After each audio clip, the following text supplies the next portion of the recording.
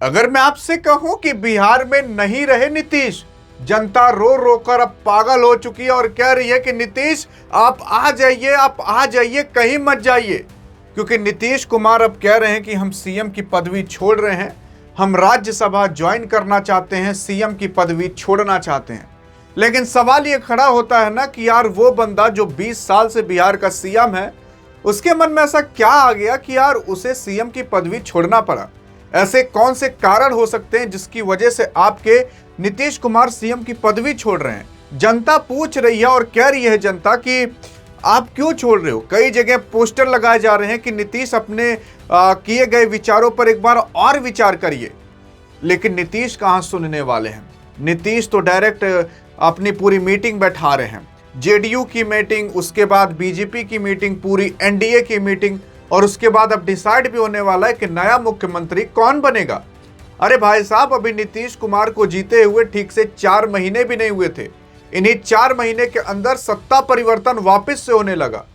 तो भाई साहब, अगर इतना बड़ा पद सीएम का यूं ही नहीं छोड़ा जा सकता कि अरे थोड़ा हाथ कांपने लगा था, थोड़ी ठंडी लगने लगी थी, ऐसा नहीं होता। अरे अभी 3 महीने पहले क्या उनकी तबीयत नहीं खराब थी? क्या इसी 3 महीने 4 महीने के अंदर बहुत ज्यादा खराब हो गई? तो बहुत से लोग ऐसा कह रहे हैं कि हाँ उनको यार थोड़ा तबीयत खराब हो गया, थोड़ा बूढ़े हो गए। अरे तो 3 महीना पहले क्या बूढ़े नहीं थे? 75 साल के थे, अभी भी 75 साल के ही हैं। मोदी भी 75 साल के हो चुके हैं, कभी पीएम का पद छोड़ने का नाम नहीं लिए। तो आखिरकार नीतीश के साथ ऐसा क्या हुआ कि भाई साहब वो तुरंत पद छोड़ने पर आ गए और कह दिए कि नहीं अब चलो दूसरे को सीएम बनाया जाएगा। किसे बनाया जाएगा वो तो समय बताएगा। लेकिन वो नीतीश भाई साहब जो बिहार के अंदर, बिहार इनका पूरा गढ़ ही माना जाता था, लोगों का जिला गढ़ माना जाता है, तहसील गढ़ माना जाता है, इनका पूरा बिहार ही गढ़ था। भाई साहब अगर ये खड़े हो जाए ना तो वहां पर जानजिए लाइन वहीं से शुरू होती थी। आपके नीतीश कुमार ऐसे वहां के पॉलिटिशियन थे भाई साहब, 20 साल से किसी के अंदर दम नहीं हुआ कि आकर इस बंदे को हरा दे। 2001 के अंदर एक बार पहली बार ये मुख्यमंत्री बने थे, केवल 7 दिन के लिए, और फिर उसके बाद बहुमत से नहीं जीत पाए तो हट गए 7 दिन में। फिर उसके बाद 2005 से बनना चालू हुए, फिर उसके बाद बहुमत, हमेशा यही मुख्यमंत्री बने। अरे यार उससे पहले तेजस्वी यादव, लालू प्रसाद यादव, इनके पिताजी, इनकी मुख्यमंत्रिता चलती थी।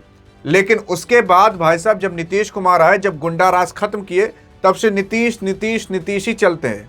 भाई साहब अगर किसी के मुंह से वहां पूछोगे कि मुख्यमंत्री कैसा चाहिए, तो नीतीश बाबू जैसा चाहिए। लोग इस तरीके से कहा करते थे भाई साहब। तब नीतीश को लोग इस तरीके सुशासन बाबू कहते थे।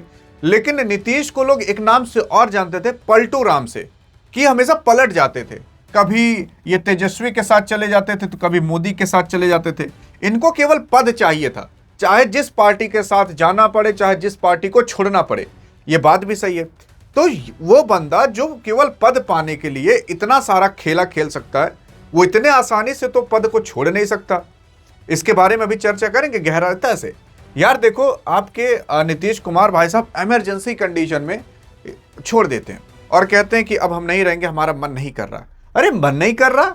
3 महीना पहले इलेक्शन लड़िए, पूरा किए, सबके खातम 10-10 हजार भेज दिए। 3 महीना में आपका मन हट गया? 3 महीना में आप बूढ़े हो गए? ऐसा तो नहीं है यार। देखो, अगर देखने की कोशिश करोगे राजनीतिक अगर बदलाव, देखो नीतीश कुमार ने राज्य के नेतृत्व को छोड़ने का फैसला अब कर लिया है, जिसके बाद अब बिहार में भाजपा के नेतृत्व वाली एक सरकार आने वाली है।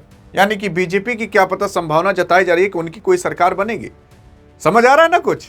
हाँ, अभी तक इनकी सरकार थी, अब बीजेपी की होगी।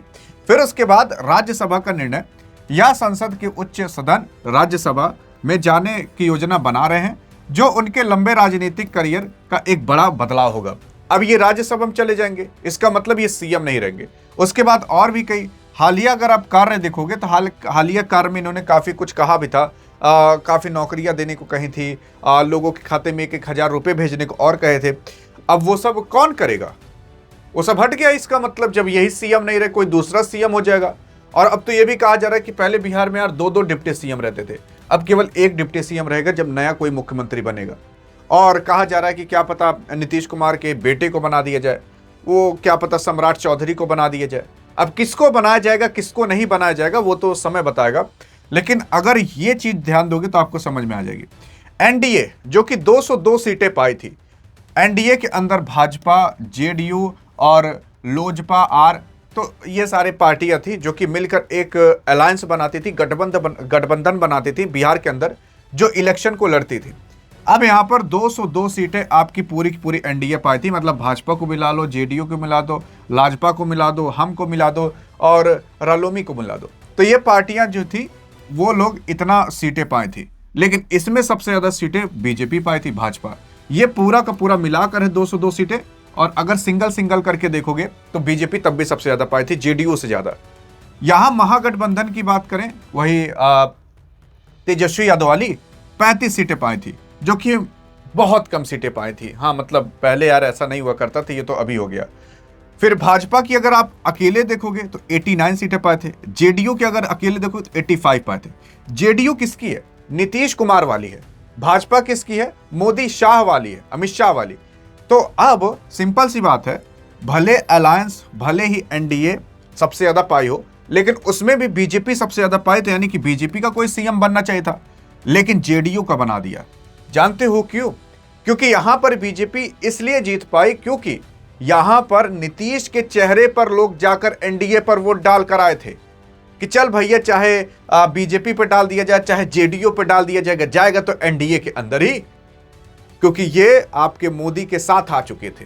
और मोदी और नीतीश की जोड़ी, भाई साहब, गमछा हिलाकर पूरा बिहार जीत लिए थे वो लोग। और इसी वजह से भाई साहब उनके चेहरे पर बीजेपी और जेडीयू इतना वोट पा गई। अब अगर आपकी बीजेपी, या मान लेते हैं आपकी एनडीए, सब करता धरता बीजेपी है, अगर बीजेपी, भारतीय जनता पार्टी, अगर जेडीयू को या नीतीश को ना बनाई होती सीएम, तो आप खुद सोच कर देखिए, तो जनता बुरा मान जाती। जनता सोचती कि अरे हमने यार नीतीश के लिए वोट दिया, तुम किसी और को बना दे रहे हो। तो 3 महीना तक, 4 महीना तक इनको क्या किया गया, चल भैया तू बन जा सीएम, 3-4 महीने बाद तुमको सरका देंगे। और जब आप देखे होंगे शुरुआत में जब सीएम बनाया जा रहा था, तो नीतीश को केवल सीएम बनाया गया था और उनको कोई विभाग ज्यादा नहीं दिया गया था। एक विभाग दे दिया गया था, आईएएस आईपीएस का ट्रांसफर कर सकते हो, एक विभाग दे दिया गया था, शायद वित्त मंत्रालय दे दिया गया था, और बाकी कुछ दिया नहीं गया था। बाकी रोड, इंफ्रास्ट्रक्चर, पानी, धानी, सब कुछ, वनस्पति, जितना भी सब विभाग था, वो सब का सब विभाग आपका बीजेपी लेकर बैठी थी। यहां तक कि वहां का जो स्पीकर था वो भी बीजेपी लेकर बैठी थी, सब कुछ बीजेपी लेकर बैठी थी। मतलब केवल नाम के लिए वो सीएम थे और बाकी करता धरता बीजेपी ही थी, क्योंकि उसी के ही पास सारा कार्य क्षेत्र था। अब वहीं से आपको और हमें समझ जाना चाहिए था कि कुछ ना कुछ होने वाला है। नहीं तो ऐसा होता था कि चल भैया जेडीयू तू आधा काम ले ले, हम आधा काम ले लेते हैं, ऐसा होता था पहले। लेकिन इस बार ऐसा नहीं हुआ। अब क्या है कि आपके जेडीयू से सरका दिया गया है नीतीश कुमार को। अब वही सब कहवा दिया गया है, भैया बता दीजिएगा, बुढ़ा गए हैं, थोड़ा तबीयत खराब है, 3 महीना पहले नहीं बुढ़ाए थे, अब बुढ़ा गए हैं। लेकिन तो वही सारी चीजें हैं। यहां पर देखोगे नीतीश कुमार ने एक ही झटके में ये डाल दिया, पिछले 2 दशक से अधिक समय में अपने आप विश्वास और समर्थक मेरे साथ लगातार बनाए रखा है। कौन? जनता बनाए रखा है, तथा उसी के बल पर हम बिहार और आप सब लोगों को पूरी निष्ठा से सेवा की है। आपका विश्वास, समर्थन ही ताकत थी। बिहार आज विकास और सम्मान का नया आयाम प्रस्तुत कर रहा है। इसके लिए पूर्व में मैंने आपके प्रति कई बार आभार व्यक्त किया है। ये नीतीश कुमार कहते हैं, मतलब एक्सपर्ट ट्वीट करके। फिर उसके बाद नीतीश कुमार कहते हैं, संसदीय जीवन शुरू करने के समय मेरे मन में इच्छा थी कि मैं बिहार विधानमंडल के दोनों सदनों के साथ संसद के भी दोनों सदनों का सदस्य बनूं। इस क्रम में मैं इस बार हो रहे चुनाव राज्यसभा के सदस्य बनना चाहता हूं। इनका कहना है, भैया मेरे मन में एक इच्छा थी कि मैं दोनों सदनों का मतलब नेता बनूं, और यहां पर अब ये राज्यसभा के अंदर जाते हुए आपको दिखाई देंगे। राज्यसभा के अंदर जाएंगे यानी कि सीएम से हट जाएंगे। अब यहां पर देखोगे तो मैं आपको पूरी ईमानदारी से विश्वास दिलाना चाहता हूं कि आपके साथ मेरा एक संबंध भविष्य में बना रहेगा। आपके साथ मिलकर एक विकास बिहार बनाने का संकल्प पूर्वक कायम रहेगा। कोई नई सरकार बनेगी उसके साथ सहयोग, मार्गदर्शन इनका रहेगा।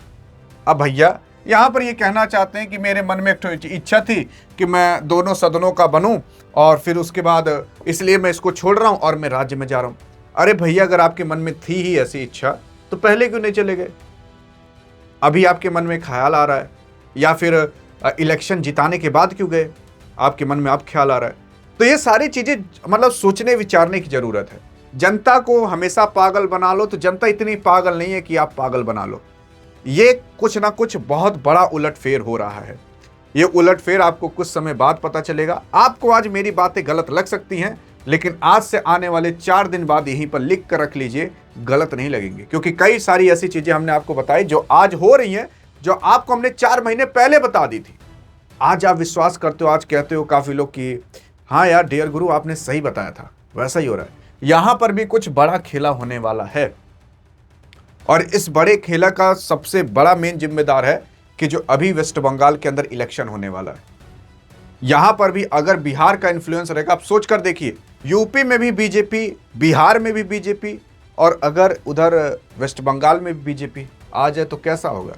हाँ भाई साहब, तो यहां पर बीजेपी अपनी सरकार बैठाना चाहता है, ताकि ये हो भैया जेडीयू का सीएम नहीं है, बीजेपी का सीएम है। और बिहार के लोगों को धीरे धीरे तब बीजेपी की लत लग जाए कि हाँ बीजेपी का सीएम है, बीजेपी का सीएम है। बाकी जब अंत में आएगा इलेक्शन, 10-10 हजार सबके खातम भेज के ले लेंगे वोट। बाकी आप बताइएगा, अगर भारत के नागरिक हो गए तो देखते हैं क्या जवाब देते हो इन सब चीजों पर।